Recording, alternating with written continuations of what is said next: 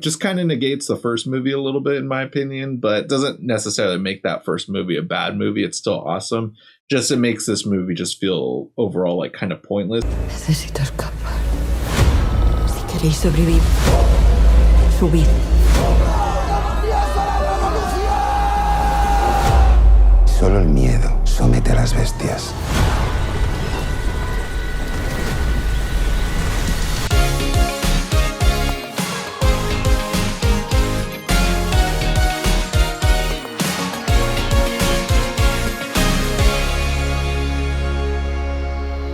What is up? Drive-by Movies here, and you're watching Fresh Releases.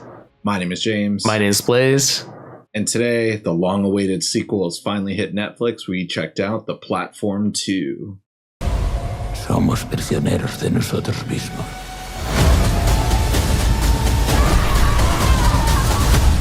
Y de eso no hay fuga posible.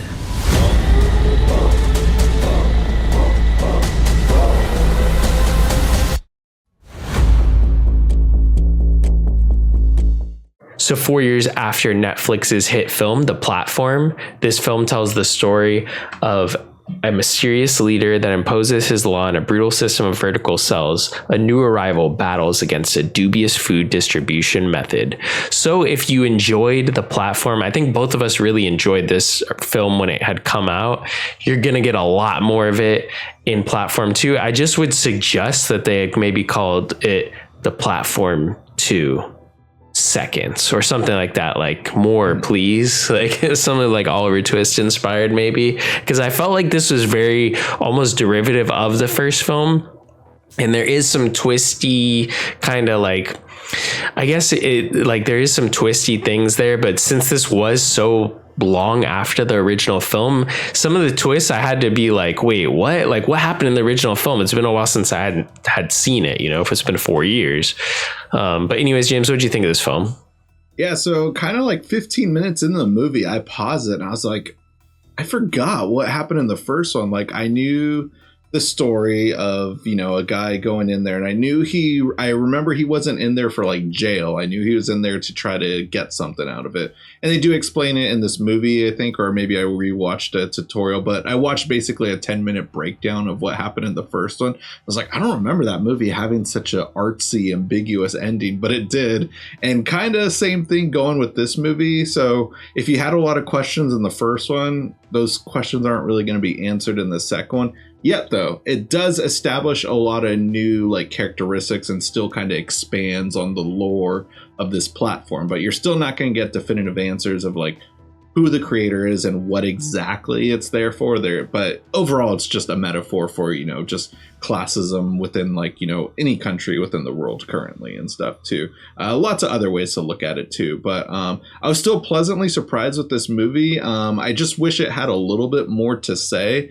And there is a twist within this movie that they might spoil in the trailer. I haven't seen the trailer. I went into this movie completely blind, but I like the characters enough. And I was actually surprised that the poster of the movie had this alternative girl and this big guy. I thought they were going to be the two main characters, and obviously that changes pretty quickly within the movie, and then kind of halfway through we get this twist that I didn't really see coming, whether or not it's spoiled, but we'll probably talk about it here before I mention what it actually is. But it's decent enough. I liked it, but it's not a movie that I'd necessarily watch again. It wasn't as fun and shocking as that first time watching the first one, I'd say.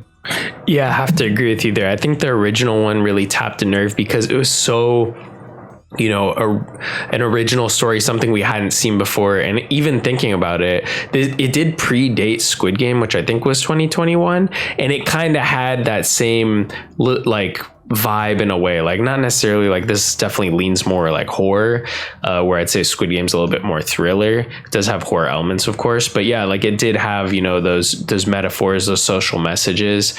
I do wish this film expanded a little. It did expand on the original kind of lore in a way, but it didn't give us that lore dump that I think everyone kind of wants, similar to this film reminded me of The Cube, I guess, or is it just, I think it's just Cube.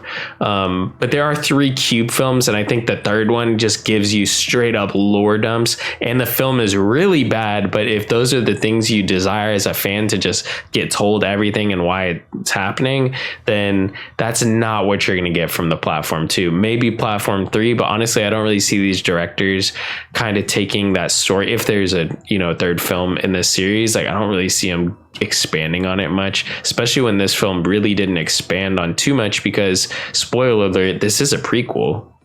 Right. Exactly. That's what we're going to go into. And yeah, I don't know if that was advertised in the trailer. I assume it wasn't. It was intended to be like kind of a twist of the movie, but it kind of annoys me when it's called the Platform 2, and like, I know you can't call it the Platform 0.5 and stuff. But it does raise the cool concept of just like, saying that it's a never ending cycle. Like, you're kind of taught to believe in this movie that the reason why people ration and share and take it so seriously is because someone survived and started these rules. And I was under the impression watching it that, it's probably the main character from the first movie that helped start and lay these like works and stuff. And I assume that's the intention, to make you think that. But then you find out, of course, that it's someone else, and people revolt against these ideas, and then it picks up where the first one starts, basically at the end of this movie. And some questions are answered with the kids, I guess, within knowing that there's been kids here all along for the most part, and it's not just there's a rumor that there's a kid somewhere on the floor. You see that, like, they have their own Squid Game battle going down in the basement or something. But so it was a fun, interesting twist and take, but then it's just like, all right, so now I know what to expect when the movie ends. Like, it kind of lays that like halfway into the movie, so like, that doesn't ruin the movie, but it just makes you groan halfway in, just like, versus like, Final Destination 5, as that movie's technically a prequel to the first one, but what's different about that one is just like, finally, we got some people that finally survived the Final Destination, and finding out that, no, they are about to crash and die in the airplane from the very first movie. Sorry if I'm spoiling Final Destination 5, but just finding out that in the final 3 minutes of the movie and knowing what's going to happen is like, but like, I didn't get that halfway in this movie.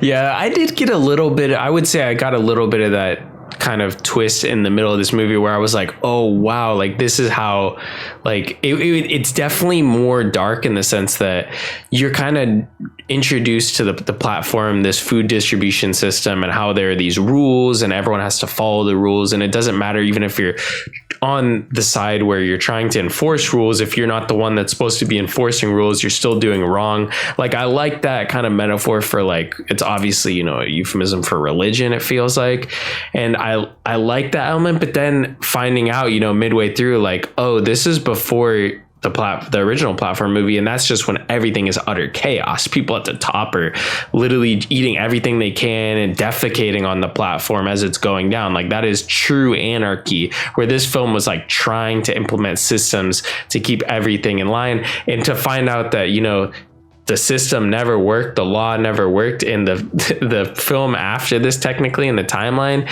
Like, it's just true anarchy is kind of disheartening. I guess it's very, nihilistic view of everything.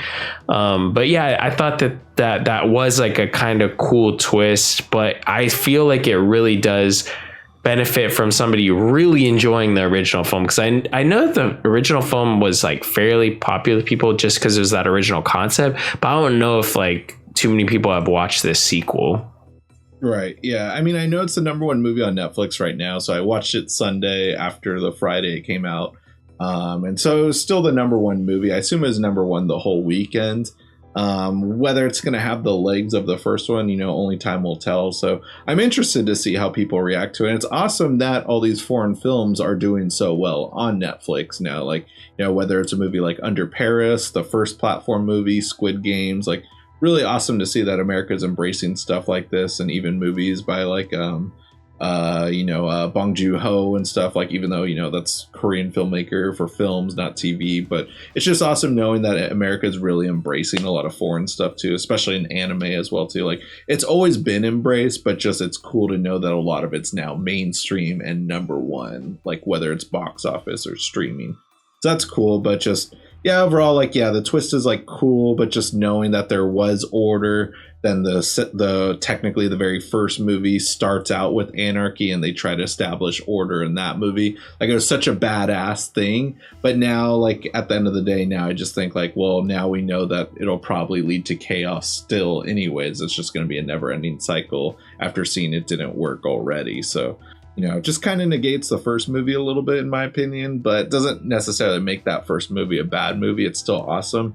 Just it makes this movie just feel overall like kind of pointless. And I hope if we do get a Platform 3 that it actually is a part 3. I don't know what direction you can go in, but we'll see. Maybe it'll be just like Cube 3, but Yeah, I'm already punching my ticket. I want to see a sequel to this movie, but I hope that it's maybe not as lofty as I felt like this film was. Very lofty in terms of its goals and what it was trying to accomplish, especially with like, it just felt like it was leaving everything in the court of the viewers, which is totally fine. But I do feel like I wanted, to maybe meet in the middle ground there. But yeah, I'd say definitely if you enjoyed the first one, you should probably check this out. Hopefully you didn't watch the entirety of the video because we did spoil like the kind of plot, but I still think the movie stands on its own. It's enjoyable, but I really did think that the first one was a lot better. Yeah, and more effective too. This one definitely I assume had a higher budget and stuff. There's some great action set pieces within the movie. Feels very claustrophobic, but the special effects aren't the best. This one's like tries to be gorier and uses some special effects in some of those aspects, and that part might not have worked well versus the cannibalism scenes in the first movie really just like were so gross. I remember The Platform being one of the more disturbing movies I've seen, and this one's like might have some disturbing moments, but it just feels like kind of it feels like a over expensive like sequel and stuff. But like, I don't want you to think that I hated this movie, but let us know what you thought about the movie in the comments below. Great way to help support the shows by doing that, just by watching on Netflix and coming back here. And if you guys haven't already, go ahead and smash that like button, hit the subscribe button, and click that notification bell to get all of our latest updates. And speaking of updates, be sure to catch all our social media links down below. We got Instagram, Twitter, TikTok, and also our own personal Letterboxd accounts. That'll conclude this week's episode. Tune in next week for a brand new video.